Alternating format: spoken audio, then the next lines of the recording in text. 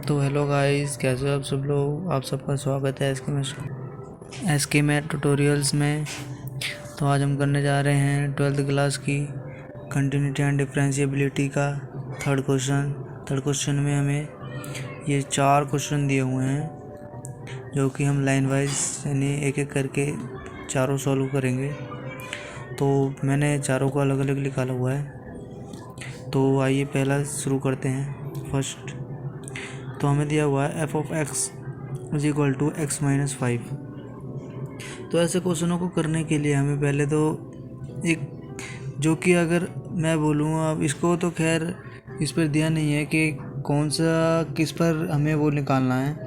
तो इसको सॉल्व करने के लिए हम एक फंक्शन मानते हैं, यानी कि फंक्शन मैंने मान लिया है पर f is defined as every real numbers k।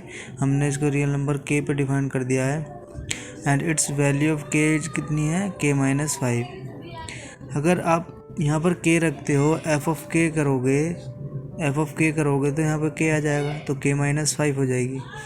But जब अगर इट इज़ ऑब्जर्व लिमिट, जब आप लिमिट लगाओगे x टेंस टू k, तो आपकी वैल्यू यही आएगी निकल के।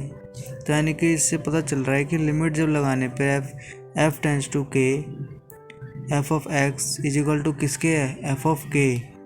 तो वही वाली बात है जैसे कि अब अगर तुम अगर करने अलग हो तुम सब, तो यहाँ पर आप k डालोगे, f ऑफ k अगर मैं बोलूँ तो ये k क्या आएगा, k माइनस 5। यही वैल्यू यहाँ पर आ रही है। मैंने इसको लिख दिया है, f is defined as every real numbers k and its value at k। ये k माइनस, मतलब वैल्यू अगर k पर डालोगे, लिखा है यहाँ पर इट्स वैल्यू एट k पर वैल्यू इसकी कितनी होगी, k माइनस 5। तो ऐसे ही तो ये दोनों बराबर आ गए, तो हमारा फंक्शन क्या होगा, कंटिन्यूस हो गया। तो hence f is continuous at every real numbers and its continued function. Okay guys, समझ आया होगा आगे। नाउ अब आगे गाइस हम अगला क्वेश्चन करते हैं। हमें दिया है x is equal to 1 by x minus 5, x not equal to 5। यानी कि इस पे हमें फंक्शन क्या करना है, कंटिन्यूस प्रूफ करना है, x नॉट इक्वल टू 5। तो हमने कोई for any real number k, हमने कोई k रियल नंबर मान लिया जो कि किसके बराबर नहीं है, 5 के बराबर नहीं है। तो लिमिट x टेंस टू अगर k लगाते हो, यानी कि हमें k पर तो नहीं है, यानी कि इसमें बोला है कि x नॉट इक्वल टू 5 पर क्या नहीं होगा, फंक्शन कंटिन्यूस नहीं होगा, यानी कि x की वैल्यू k पर फंक्शन नहीं है।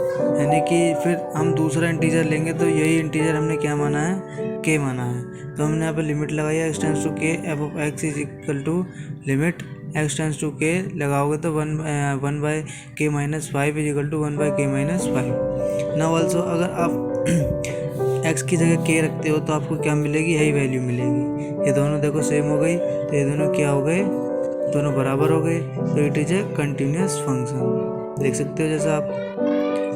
अब आइए हम अगले सवाल पर बढ़ते हैं। थर्ड सवाल में हमें क्वेश्चन दिया हुआ है एक्स स्क्वायर माइनस 25 अपॉन में x प्लस 5, और इसकी वैल्यू है, हमें क्या प्रूफ करना है, x is equal to x not equal to minus 5। यानी कि इसको माइनस 5 पे प्रूफ, माइनस 5 मतलब जो इसकी x is equal to minus 5 पे कंटिन्यूस प्रूफ करना है हमको इसको। तो फॉर एनी रियल नंबर, वही हमने k मान लिया। ऐसे सवालों को हम कोई रियल नंबर मानकर प्रूफ करते हैं।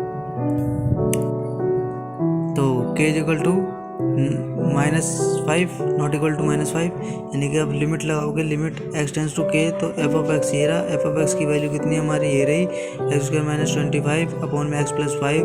जब आप x की जगह k रखोगे तो k स्क्वायर माइनस 25 आएगा। तो इस पर 25 को कैसे लिख सकता हूँ मैं, 5 का स्क्वायर। ये फॉर्मूला क्या बन गया, इसका फॉर्मूला क्या होता है, ए स्क्वायर ए प्लस बी और ए माइनस बी, ए प्लस बी और ए माइनस बी। अगर आप देखोगे तो आपको फॉर्मूला पता होगा, ए स्क्वायर ये बी स्क्वायर, ए स्क्वायर माइनस बी स्क्वायर, और इसका फॉर्मूला होता है ए प्लस बी और ए माइनस बी। तो वही मैंने करा है। नीचे k प्लस 5 से k प्लस 5 ऊपर वाला कट जाएगा, नीचे रह जाएगा कितना, k माइनस 5, जैसा कि आप देख सकते हो। और आगे आते हैं हम अपना आल्सो। अब आप इसकी जगह क्या रखोगे, इसकी x की जगह आप क्या रखोगे, k रख दोगे, तो एफ ऑफ के वैल्यू कितनी आएगी हमारी, के स्क्वायर माइनस 5 अपॉन में के प्लस 5 के माइनस 5 और के प्लस 5 अपॉन के, नीचे इसको जो मैंने इसको फॉर्मूले में तोड़ दिया, के माइनस 5 और के प्लस 5 अपॉन के प्लस 5, के प्लस 5 से कट जाएगा और क्या रह जाएगा, के माइनस 5। तो यानी कि आप देख सकते हो लिमिट, अगर हमने लिमिट अप्लाई करी और सीधी के और सीधा के रखा हमने, तो उसकी दोनों की वैल्यू क्या आ रही है, सेम आ रही है। तो हम क्या कह सकते हैं कि इट इज कंटिन्यूअस फंक्शन। तो गाइस अगले सवाल पे आते हैं, फोर्थ सवाल में दिया हुआ f of x is equal to x minus यानी मोड ऑफ एक्स माइनस 5। इसका मतलब है कि अगर मोड हम खोलते हैं तो हमें दो वैल्यू प्राप्त होंगी, एक तो एक्स माइनस में होगा और 5 पॉजिटिव हो जाएगा, और दूसरी हमें x माइनस 5 दिया हुआ है। तो यानी कि हम इसको कैसे लिख सकते हैं, 5 माइनस एक्स, जो कि मैंने यहाँ लिख दिया है, यानी कि इसकी दो वैल्यू होंगी। और पहली कितनी होगी, जो कि इफ़ पहली कितनी होगी, x लेस देन 5 यानी कि 5 से लेस होगी x की वैल्यू, और दूसरी x माइनस 5 के लिए क्या होगी, एक तो ग्रेटर होगी और एक ग्रेटर देन इक्वल होगी, ठीक है, 5। तो गाइस आगे करते हैं हम, लेट हमने सी के की जगह इस बार मैंने सी मान लिया, be a point on the real line. तो फिर इसके हमें फर्स्ट केस बनाना है। फर्स्ट केस हमारा ये बनेगा, जो कि ये है, इसके लिए फर्स्ट केस हमारा ये बनेगा, देन एफ ऑफ सी, यहाँ पे सीधी मैंने सी की वैल्यू रखी, तो सी कितना आया हमारा, एफ ऑफ एक्स कितना था, ये रहा वो 5 माइनस एक्स, तो सीधी 5 माइनस और सी की एक्स की जगह क्या रख दिया मैंने, सी रख दिया। तो नाउ लिमिट अगर एक्स टेंस टू सी रखते हैं तो एफ ऑफ एक्स हमारा क्या है, 5 माइनस सी, तो एक्स टेंस टू सी यानी कि 5 माइनस सी। तो यानी कि देख सकते हो आप दोनों ये और ये दोनों इक्वल आ रहे हैं, तो यानी कि हमारा फंक्शन क्या है, कंटिन्यूस है। So f is a continuous function मैंने यहाँ लगाना भूल गया हूँ, f is a continuous function at all real numbers less than 5, यानी कि फंक्शन हमारा क्या होगा, फंक्शन हमारा कंटिन्यूस होगा eight all real numbers less than 5 पर। नाउ गाइस सेकंड केस देखते हैं, c इज इक्वल टू 5 के लिए ये इक्वल है ना, इसके लिए इक्वल है, यानी कि हम इसमें दो केस बनेंगे, इक्वल के लिए और ग्रेटर देन के लिए। तो इक्वल के लिए हमारा होगा, हमने सीधी सी की एक्स की जगह सी रख दिया, तो सी की वैल्यू कितनी थी, 5 थी, 5 ये यहाँ पे है x माइनस 5, यानी कि हमने c क्या मान लिया, 5 मान लिया, और c की वैल्यू क्या थी, 5 थी, तो 5 माइनस c की वैल्यू कितनी थी, 5 माइनस 5 कितना होगा, 0 हो गया।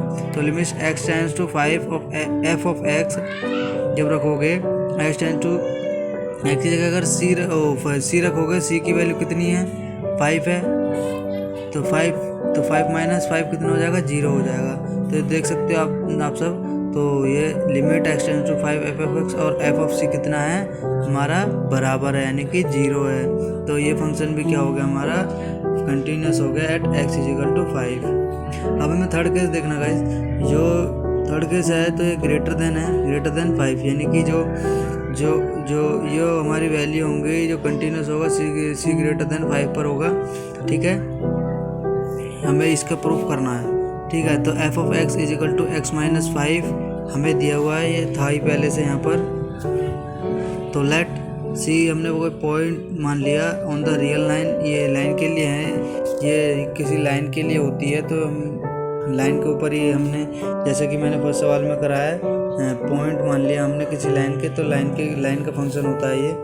तो so f of c is equal to c minus 5, सीधी मैंने क्या रखी, एफ से सी, जो एक्स की जगह सी रख दिया, तो यहाँ पे क्या हो जाएगा, सी माइनस 5 फंक्शन था ना सी, तो एक्स की जगह सी रखोगे तो सी माइनस 5 हो जाएगा, और लिमिट जब एक्स टेंस टू सी लगाओगे आप एफ ऑफ एक्स, और एफ ऑफ एक्स कितना था, एक्स माइनस 5, तो बराबर में कितना आ जाएगा, एक्स की जगह हमारे सी रखोगे, सी माइनस 5 आ जाएगा, तो लिमिट कितनी हो जाएगी, x tends to c f of x is equal to f of c, यानी कि दोनों बराबर हो गए, तो फंक्शन क्या हो गया हमारा, hence function is continuous for every real numbers greater than 5, यानी कि हमारा फंक्शन क्या है, कंटिन्यूस होगा ग्रेटर देन 5, यानी कि 5 से बड़ी संख्या पर क्या होगा, ये वो कंटिन्यूस होगा। तो आई होप गाइस आप सब अच्छी तरह से समझ चुके होंगे। तो प्लीज़ चैनल को लाइक, सब्सक्राइब एंड शेयर करें एंड कमेंट करें। अगर आप और भी ज़्यादा अच्छी वीडियो चाहते